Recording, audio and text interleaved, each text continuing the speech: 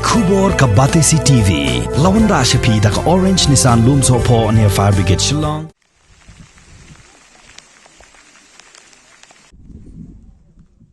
Ki Pulit Jong ka West Khasi Hills District hadin ka jing bot din ka babania abha tang hapo khat ar kanta kila yo ban kemna ya wei ubreu ubakila subajur ba udai ubadan ketiban penyap dusman ye iwei mei bad ya ka nong trai ka balajia hakasnong nongston West Khasi Hills District.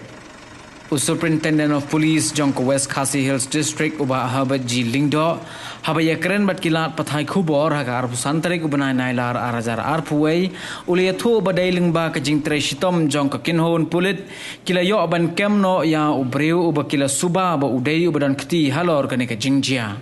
shushu uba habat ula ongru ba yamenta umpat la satya ban ai ka kerteng Jong uneu bala syakem namar ba ka jingto kit kadang ya syakmat bat ongru ba unsala ban ailut ya baro ki jingtip ki babnya hadin bala pendep shwa ya ki jingto kit.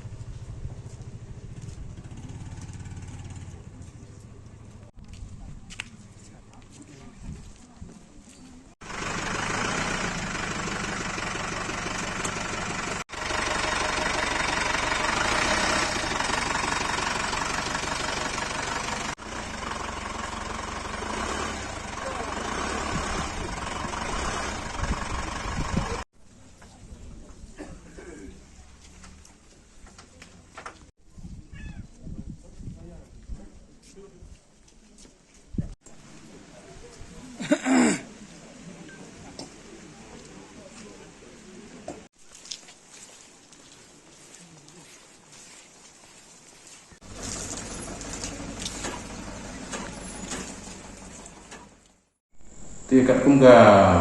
investigation mengenai tentang but menin wilayah Tristom di tayo bat wilayah kami prime accused akan ikis di mikamen ba investigation dong ni kan yang semat bang akan dekat siswa